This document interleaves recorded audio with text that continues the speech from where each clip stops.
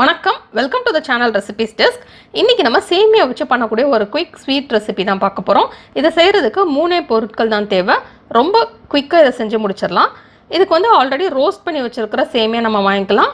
Roasted சேமியா இல்லை அப்படின்னா நீங்கள் வந்து லோ ஃப்ளேமில் வச்சு லேசாக இதை ஃப்ரை பண்ணிக்கலாம். இப்போ ஒரு கடாயில் நம்ம வந்து 1/4 கப் நெய் சேர்த்துக்கலாம்.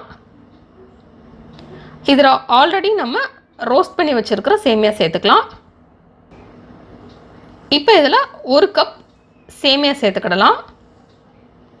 சேர்த்துட்டு இப்போ திருப்பி இதை வந்து நல்லா லோ ஃப்ளேமில் நம்ம நெய்யில் ரோஸ்ட் பண்ணிடலாம். லேசாக ஒரு கலர் சேஞ்ச் வரட்டும், அது வரைக்கும் நம்ம இதை ரோஸ்ட் பண்ணிக்கலாம். இது வந்து நீங்கள் நல்லா சின்ன சின்ன பீசஸாகவும் நொறுக்கிக்கலாம், இல்லைனா அப்படின்னாலும் சேர்த்துக்கலாம்.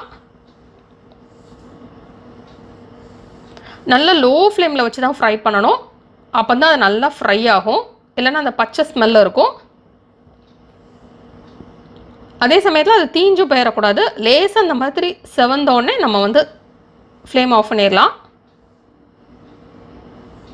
ஃப்ளேமை ஆஃப் பண்ணிவிட்டு அது கூட 1/4 கப் மில்க் மேட் சேர்த்துக்கலாம்.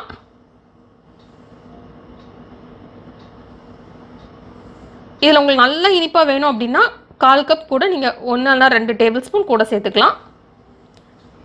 1/4 கப் வந்து ரொம்ப கரெக்டாக தான் இருக்கும்.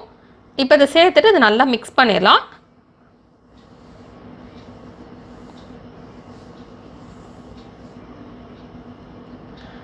இப்போ இதை மிக்ஸ் பண்ணிவிட்டு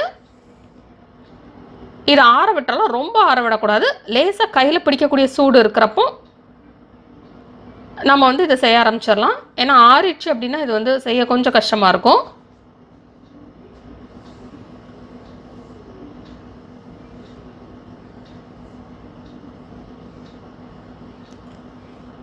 இப்போ இது வந்து லேசாக பிடிக்கக்கூடிய சூட்டில் இருக்குது. இல்லைன்னா நீங்கள் வந்து கையில் வந்து பிளாஸ்டிக் கவர் கூட யூஸ் பண்ணிக்கலாம். ரொம்ப சூடாக இருந்துச்சுன்னா, ரொம்ப ஆறிடுச்சுன்னா அது வராது. அதனால்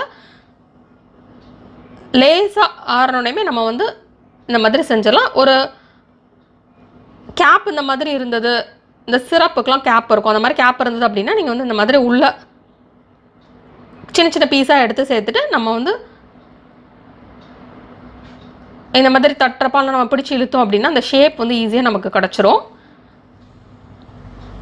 இப்போ நமக்கு ஸ்வீட் ரெடி. இதுக்கு மேலே வந்து நீங்கள் சின்ன சின்ன துண்டாக கட் பண்ண நட்ஸ் எதுனாலும் சேர்த்துக்கிடலாம். இந்த ரெசிபி நீங்கள் வீட்டில் ட்ரை பண்ணி பாருங்கள். இந்த ரெசிபி உங்களுக்கு பிடிச்சிருந்தா லைக் பட்டன் கிளிக் பண்ணுங்கள். உங்கள் ஃப்ரெண்ட்ஸோட இந்த ரெசிபி ஷேர் பண்ணுங்கள். மறக்காம இந்த சேனலுக்கு சப்ஸ்கிரைப் பண்ணிவிட்டு பக்கத்தில் இருக்கிற பெல் ஐக்கான் ப்ரெஸ் பண்ணிக்கோங்க.